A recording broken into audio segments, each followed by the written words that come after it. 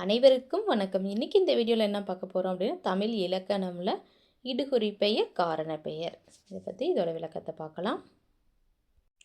அதாவது பெயர் சொல்ல முன்னோர்கள் வழங்கக்கூடிய சொற்களில் இடுகுறி பெயர், காரண பெயர்னு 2 வகை இருக்குது. நம்ம ஏற்கனவே பெயர் சொல்ல 6 வகையை பார்த்துட்டோம். அதாவது ஒரு பெயரை குறிப்பது பெயர் சொல் அப்படின்னு சொல்லுவோம். அதில் நம்ம பொருட்பெயர், இடப்பெயர், காலப்பெயர், சினைப்பெயர், பண்பு பெயர், தொழிற்பெயர் எல்லாம் ஏற்கனவே வீடியோ போட்டாச்சு. நம்மளோட சேனல் பிளேலிஸ்ட்டில் போய் பார்த்துக்குங்க. இப்போ நம்ம பார்க்கக்கூடியது பெயர் சொல்ல இடுகுறி பெயர், காரண பெயர். அந்த இடுகுறி பெயரில் 2 வகை இருக்குது.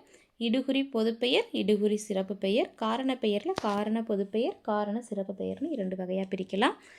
அதாவது நம் முன்னோர்கள் பெயர் சொற்களை அவங்க வழங்கக்கூடிய அந்த அடிப்படையில் தான் இடுகுறி பெயர், காரண பெயர் 2 வகையாக பிரித்தாங்க.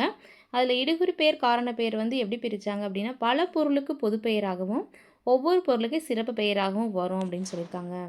அதுதான் அந்த 2 தான் பிரிச்சிருக்காங்க. அது எப்படி அப்படின்னா, இடுகுறி பொதுப்பெயர், இடுகுறி சிறப்பு பெயர், காரண பொதுப்பெயர், காரண சிறப்பு பெயர்னு பிரிச்சிருக்காங்க. இப்போ நம்ம முதல்ல இடுகுறி பெயர்னா என்னன்னு பார்க்கலாம். அதாவது நம் முன்னோர்கள் சில பொருளுக்கு காரணம் கருதாமல் பெயரிட்டு வழங்கினர். இவ்வாறு இட்டு வழங்கிய பெயர்கள் தான் இடுகுறி பெயர்கள்னு சொல்கிறாங்க. அதாவது சில பொருளுக்கு காரணமே இருக்காது. அந்த ஒரு பெயருக்கு, அந்த பொருளோட பெயருக்கு என்ன இருக்காது, காரணமே இல்லாமல் அதுக்கு வழங்கக்கூடிய பெயர்கள் இருக்குல்ல, அதுதான் இடுகுறி பெயர்கள். இப்போ மண், மரம், கல், நீர், அக்கினி, ஆகாயம், மலை இதெல்லாம் பாருங்கள். இது எல்லாமே என்னது, எந்த ஒரு காரணமும் இல்லாமல் வழங்கக்கூடிய ஒரு பெயர் தான். அப்போ இதுதான் என்னது, இடுகுறி பெயர். இதில் 2 வகை நம்மளுக்கு இருக்குது. இடுகுறி பொதுப்பெயர், இடுகுறி சிறப்பு பெயர்னு 2 வகை இருக்குது. இடுகுறி பொதுப்பெயர் அப்படின்னா என்னன்னா, ஒரு இடுகுறி பெயர் தன்மையுடைய எல்லா பொருட்களையும் பொதுவாக குறிக்குது. அதாவது ஒரு இடுகுறி பெயர் இருக்கும், அது என்னது, எல்லா பொருட்களையும் பொதுவாக குறிச்சிச்சு அப்படின்னா அதுதான் இடுகுறி பொதுப்பெயர். எடுத்துக்காட்டு பார்த்தோம் அப்படின்னா, மரம். மரம் அப்படின்னு பார்த்தோம் அப்படின்னா எல்லா மரங்களுக்கும் பொதுவாக இருக்கும். குறிப்பிட்ட மரத்தை சொல்லாது. மாமரம், பலாமரம், வாழை மரம் அப்படின்னு குறிப்பிட்ட மரத்தை குறிக்காமல் பொதுவாக குறிக்கிறது. இதுதான் இடுகுறி பெயர்.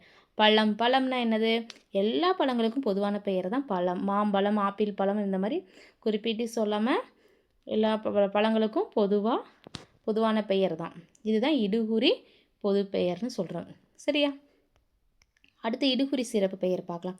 இடுகுறி சிறப்பு பெயர் அப்படியே அதுக்கு எதிராக இருக்கும். அதாவது அதில் என்னது, குறிப்பாக அது பொதுவாக சொல்கிறது. இது குறிப்பாக ஒரு பொருளை மட்டும் குறிப்பது இடுகுறி சிறப்பு பெயர். அதாவது எடுத்துக்காட்டு பாருங்கள். இப்போ பனை மரம்னு இருக்குது. பனை மரம் இருக்குது. மரம் அப்படிங்கிற ஒரு பொதுவான சொல்ல இருந்து ஒரு குறிப்பிட்டு சொல்லக்கூடிய ஒரு பெயர் தான் என்னது, இடுகுறி சிறப்பு பெயரை தான் பனைமரம் எடுத்துக்காட்டு. பனைமரம் அப்படிங்கிறது ஒரு குறிப்பிட்ட மரத்தை குறிக்கும் இடுகுறி சிறப்பு பெயர். மாம்பழம் அப்படிங்கிறது என்னது, குறிப்பிட்ட பழத்தை, அதாவது பழம் அப்படிங்கிறது பொதுவானது, இடுகுறி பொது பெயர். இடுகுறி சிறப்பு பெயர் அப்படின்னா அதுக்கு பழம், அது ஒரு குறிப்பிட்ட பழத்தை மாம்பழம் அப்படின்னு ஒரு குறிப்பிட்ட பழத்தை குறிக்கிறதுனால அது இடுகுறி சிறப்பு பெயர்.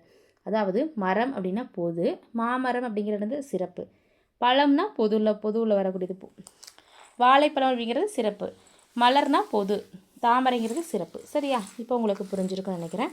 அதாவது பொது அப்படின்னாவே இடுகுறி பொது பெயர், சிறப்புனா இடுகுறி சிறப்பு பெயர். அடுத்து காரண பெயர் பார்க்கலாம்.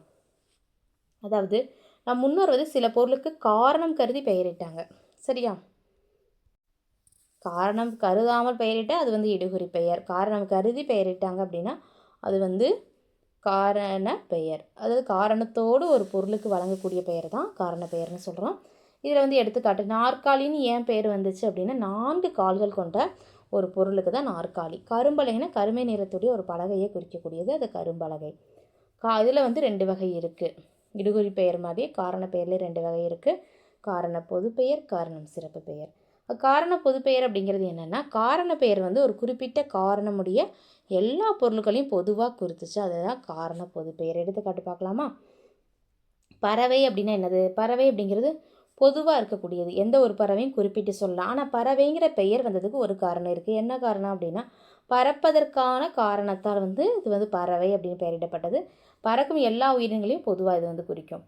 அணி அப்படின்னு என்னது, உடலில் அணியக்கூடிய அனைத்து வகை அணிகளுக்கும் பொதுவான பெயர். இப்போ தோடு, வளையல், கொலுசு இந்த மாதிரி குறிப்பிட்டு சொல்லாமல் பொதுவாக சொல்லக்கூடியது. இல்லைன்னா இன்னொரு என்ன சொல்லுவாங்க அப்படின்னா, இன்னொரு பொருள் வரிசைன்னு சொல்லுவாங்க. தேனீக்களின் வரிசை, எறும்புகளின் வரிசை, மக்கள், பள்ளி மாணவர்களின் வரிசை, இந்த மாதிரி வரிசையிலுக்கு அந்த அதுக்கும் அணின்னு தான் நம்ம வந்து சொல்லுவோம். அது ஒரு வேறு பொருளை குறிக்கிறது.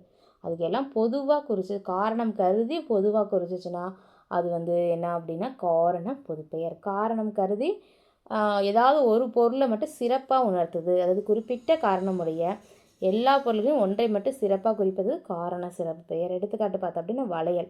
வளையல் அப்படிங்கிறது என்னது? அணி. அணிகலன்கள்லாம் பொதுவாக அணிகலன்கள் அப்படிங்கிறது பொதுவாக வரக்கூடியது. அதில் ஒன்று தான் வளையல் அப்படின்னு ஒரு குறிப்பிட்ட சொற்கள் சிறப்பு வரும். அப்போ காரணம் கருதாமல் வந்தால் இடுகுறி, காரணம் கருதி வந்தால் அது வந்து காரண பெயர். இப்போ வளையல் அப்படின்னா என்ன பொருள் வரும்? வளையல்னா வளைந்த, அதாவது வளைந்த காரணத்துக்காக பல பொருட்கள் இருந்தாலும் இது வந்து வளையல் என்ற அணிகலனை மட்டும்தான் குறிக்குது. சரியா? குறிப்பிட்டு சொல்லக்கூடியது. அது மாதிரி மரங்கொத்தி அப்படிங்கிறது ஒரு பறவை. பறவை அப்படின்னா நம்மளுக்கு வந்து காரண பொது பெயரில் வந்துடும்.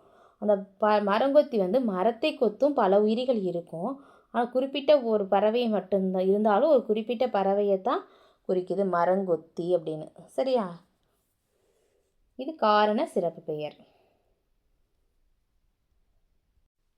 இந்த வீடியோ உங்களுக்கு பயனுள்ளதாக இருந்துச்சுன்னா நம்ம சேனலை சப்ஸ்கிரைப் பண்ணுங்கள், லைக் பண்ணுங்கள், ஷேர் பண்ணுங்கள், கமெண்ட் பண்ணுங்கள். Thank you to all.